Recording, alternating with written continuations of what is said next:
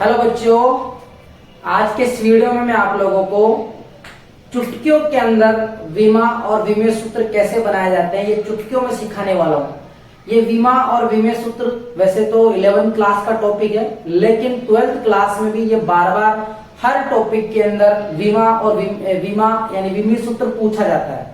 अगर आपको विमा और विमेय सूत्र नहीं आते हैं तो आपके लिए वीडियो बहुत काम का होने वाला है, तो इस वीडियो को आप पूरा जरूर देखना। अगर आप ये वीडियो देख लोगे तो मैं गारंटी के साथ कह रहा हूँ आप लोगों को विमा यानी विमेय सूत्र बनाना बहुत आसान तरीके से आ जाएगा। तो चलिए स्टार्ट करते हैं। अपन विमा और विमेय सूत्र क्या है ये इसको समझते हैं। देखिए, इसे अपन डायमेंशंस बोलते हैं, इंग्लिश में क्या बोलते हैं? डायमेंशंस बोलते हैं। डायमेंशंस की बात है, अगर मैं कहूँ कि मेरे पास कोई एरिया है, जैसे कमरा है, कमरा रेक्टेंगल है, आयत है, तो आयत की क्या होती है? लेंथ होती है और विड्थ होती है। अब चाहे लेंथ हो चाहे विड्थ हो, है तो क्या एक तरीके की डिस्टेंस ही, तो ये क्या है? एक तरीके की डिस्टेंस। और डिस्टेंस को अपन किस में मेजर करते हैं? डिस्टेंस को अपन मीटर में यानी दूरी को किस में मेजर करते हैं? किसमें मापते हैं? मीटर में मापते हैं। तो ये भी लेंथ है और ये भी क्या है? लेंथ है। अगर मैं विड्थ ना बोलकर इसे भी लेंथ बोलूं तो ये क्या हो जाएगा? Length into length. तो इसका मतलब जो डिस्टेंस होती है, दूरी होती है, उसकी विमा क्या कहलाती है? लेंथ कहलाती है। इसके अलावा मान लो ये कोई वस्तु है, उसका द्रव्यमान, उसका क्या? द्रव्यमान। तो द्रव्यमान को अपन इंग्लिश में क्या बोलते हैं? द्रव्यमान को अपन इंग्लिश में क्या बोलते हैं? द्रव्यमान को अपन इंग्लिश में बोलते हैं मास। क्या बोलते हैं? मास। तो अगर डायमेंशंस की बात करूं तो इसकी डायमेंशंस क्या आएगी? एम आएगी। दूरी के लिए क्या आता है? एल, और द्रव्यमान के लिए क्या आएगा? एम। इसके अलावा समय की बात करते हैं। किसकी? समय। समय यानी टाइम। टाइम के लिए क्या लिखेंगे अपन? TIME। TIME तो क्या आएगा? टी आएगा। क्या आएगा? टी आएगा। इसी तरीके से जब भी अपन विमेय सूत्र बनाते हैं तो अपन एम, एन और टी के रूप में लिखते हैं। MLT बोलते हैं। क्या बोलते हैं? MLT बोलते हैं। इसके अलावा मान लो अगर विद्युत धारा का कोई फंक्शन हो, विद्युत धारा के रूप में लिखा हो तो ए लिखेंगे। यहाँ पे क्या लिखेंगे? ए लिखेंगे। तो आप विमेय सूत्र में जब भी देखोगे तो आपको एम, एल, टी और ए लिखा हुआ मिलेगा। अब आप समझ जाना, एम का मतलब होगा, यहाँ पर एम का मतलब क्या है? एम का मतलब है मास से। एम का मतलब किससे? मास से। एल का मतलब किससे? लेंथ से। और टी का मतलब किससे? टाइम से। और ए का मतलब है एम्पियर यानी विद्युत धारा जो उससे मतलब है। तो इसके रूप में अपने को विमेय सूत्र लिखना होगा। तो विमेय सूत्र आप लोगों को सीखना है तो आपको सबसे पहले सूत्र याद होने चाहिए। क्या याद होने चाहिए? सूत्र। अगर आपको सभी भौतिक राशियों के सूत्र आते हैं तो आप विमेय सूत्र बना लोगे। आपको मैंने बता दिया कि एम का मतलब यहाँ पर मास यानी द्रव्यमान से है, और लेंथ TL का मतलब लेंथ है, टी का मतलब टाइम और ए का मतलब एम्पियर है। अब मास जो है यानी द्रव्यमान जो होता है उसका मात्रक क्या होता है? अगर आपको मात्रक नहीं पता है तो मात्रक की परिभाषा जानना। मात्रक एक निश्चित किया गया मान होता है। किसी भी भौतिक राशि का एक निश्चित किया गया मान मात्रक कहलाता है। तो मात्रक जैसे कि द्रव्यमान है तो द्रव्यमान का मात्रक किलोग्राम होता है। लंबाई यानी लेंथ जो है इसका मात्रक मीटर में लेते हैं।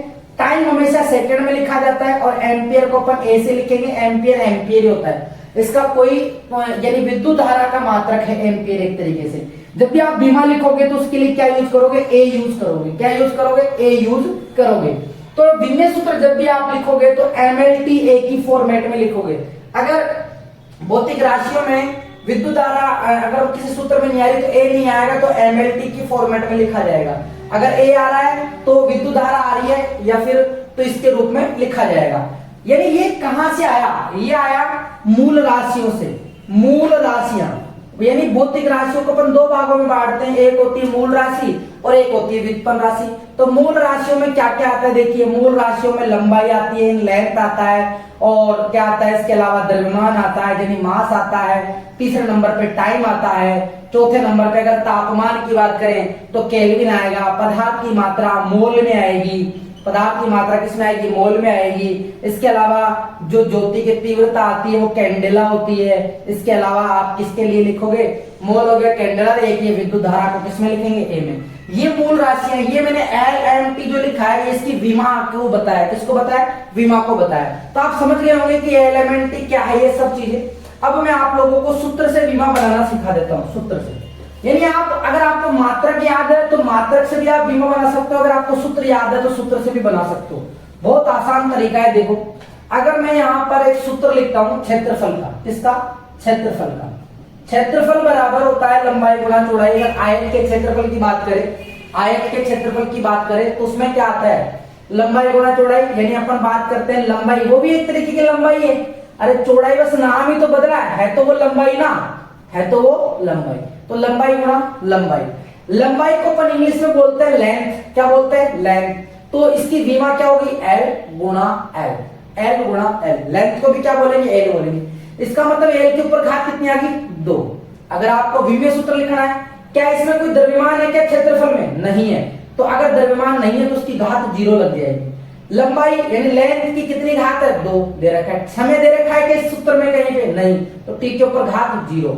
ये बन गया आपका क्षेत्रफल का विमीय सूत्र। इसी तरीके से आयतन का बनाना है, मान लीजिए आयतन का। आयतन का अगर मैं फॉर्मूला लिखूं, सब मीटर मीटर मीटर क्यूब होता है। आयतन का जो मात्रक होता है वो मीटर क्यूब होता है। मीटर क्यूब मतलब लंबाई गुणा लंबाई गुणा लंबाई गुणा लंबाई, लंबाई गुणा लंबाई गुणा लंबाई, तीनों लिख दिया। लेंथ मल्टीप्लाई लेंथ, यानी एल कितनी बार आ रहा है, 3 बार। 3 बार गुणा हो रहा है तो एल की घात कितना हो जाएगा, 3। क्या इसमें कोई द्रव्यमान है, नहीं, तो एम की घात 0, एल की घात 3। क्या कोई समय है, नहीं, तो टी की घात 0। और इसको अपन इस कोष्टक में बंद कर देंगे। ये बन गया इसका विमीय सूत्र। ये क्या बन गया इसका विमीय सूत्र।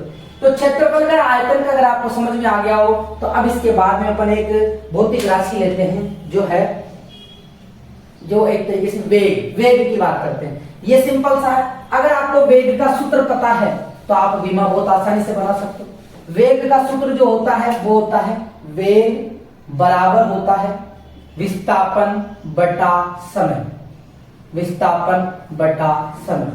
अब विस्थापन क्या होता है, अरे विस्थापन का मतलब एक तरीके का शॉर्टकट रास्ता। जैसे मान लो यहां से मुझे यहां जाना है, तो ये एक रास्ता तो मैं ये तय कर रहा हूं और एक शॉर्टकट रास्ता ये, तो ये जो है ये विस्थापन कहलाएगा। और अगर मैं इस तरीके से चल के गया इस ए बिंदु से बी तक, तो ये मान लीजिए ये दूरी और ये दूरी कहलाएगी। और विस्थापन होता है शॉर्टकट रास्ता। विस्थापन क्या होता है, शॉर्टकट रास्ता। यानी दूरी और विस्थापन में इतना ही अंतर है कि विस्थापन एक तरीके का शॉर्टकट रास्ता होता है और दूरी आप चाहे कितना लंबा रास्ता तय करो वो दूरी है।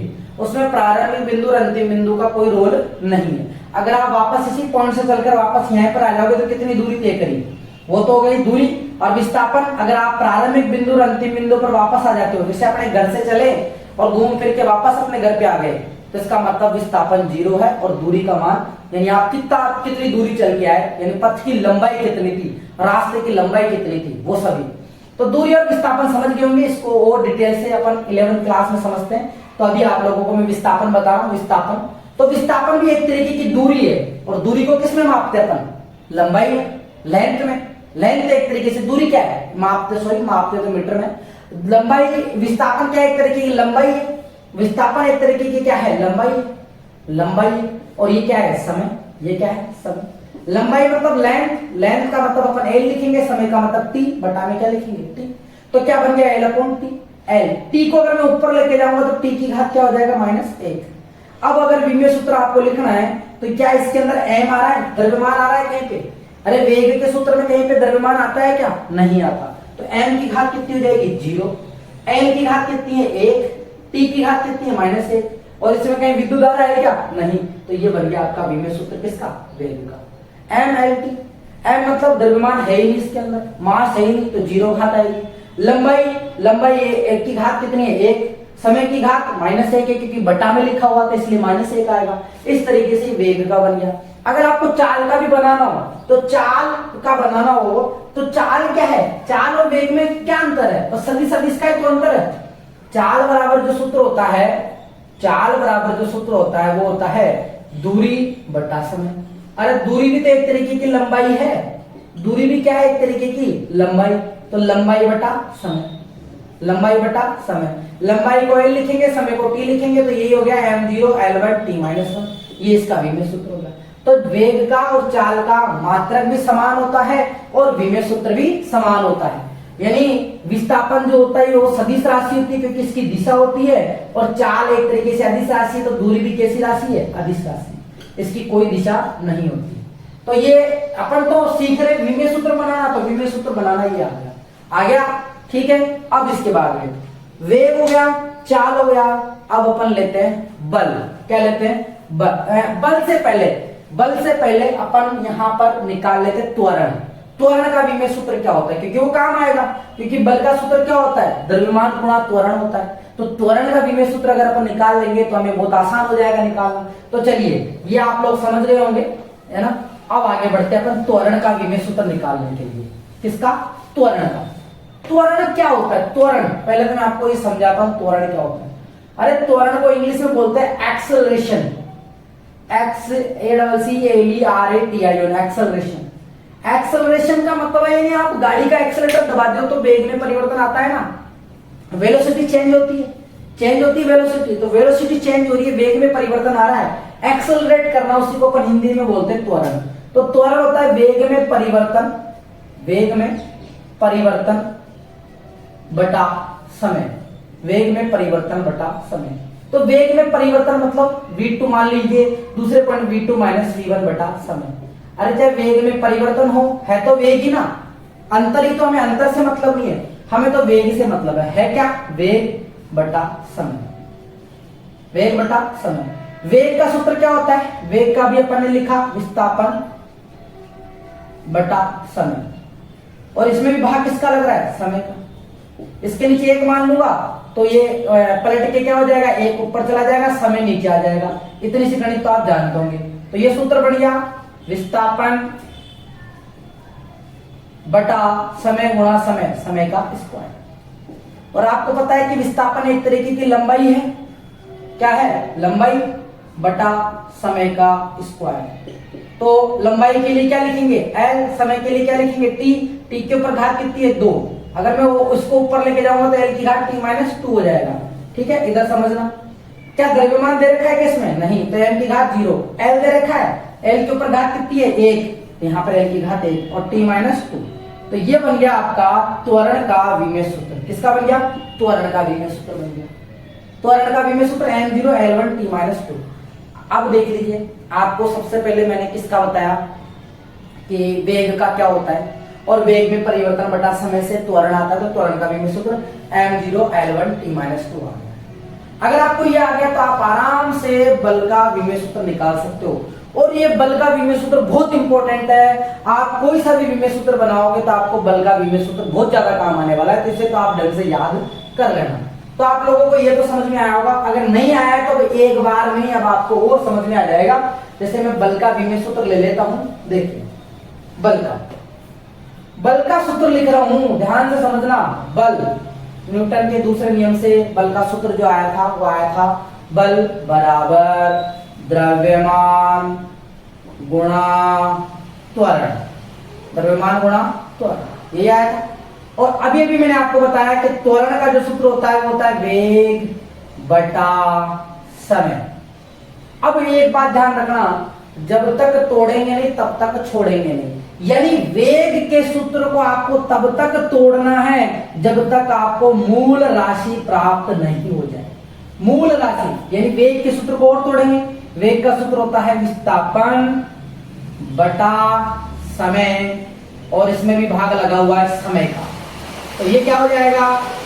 विस्थापन बटा समय का स्क्वायर, समय का स्क्वायर। और ये तो सेम ऐसे कैसे चलेगा?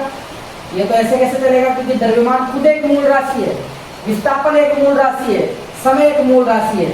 इसका विमेय सूत्र क्या बनने वाला है? इसका विमेय सूत्र क्या बनने वाला है? तो आप देखेंगे द्रव्यमान को अपन लिखेंगे m, विस्थापन को लिखेंगे L बटा समय को लिखेंगे T। समय को क्या लिखेंगे? T, और T के ऊपर घात कितनी? 2। कितनी हो गई? 2। तो m, L और T को ऊपर लेके जाऊंगा तो T की घात माइनस 2, T की घात माइनस 2।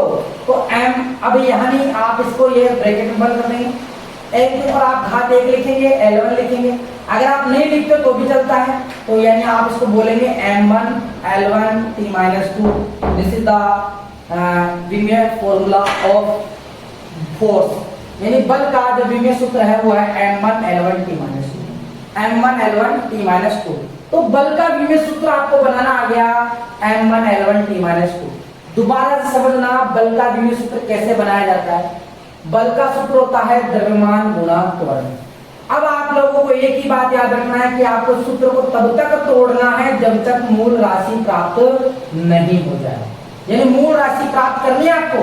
तो मैंने त्वरण को तोड़ा, त्वरण होता है वेग बटा समय। अब वेग मूल राशि नहीं है, वेग को भी तोड़ा विस्थापन बटा समय में। अब मैं देख रहा हूं सभी मूल राशियां है, सभी क्या है मूल राशियां। अब मूल राशियां आ गई तो अपन ने इनका भाग दे के द्रव्यमान गुणा विस्थापन बटा समय का स्क्वायर आ गया। द्रव्यमान यानी मास, मास की घात कितनी है 1, विस्थापन की घात कितनी है 1, समय की घात कितने है बटा में 2। तो t की घात 2 को ऊपर लेके जाऊंगा तो माइनस का 2, तो m1 L1 t minus 2, t minus 2। ये बन गया बल का विमेय सूत्र। अगर आपको बल का आ गया तो आप कार्य का भी आसानी से निकाल सकते हो। एक विमेय सूत्र और देख लेते हैं अपन, फिर उसके बाद में आप लोग करके देखना, यही तरीका है।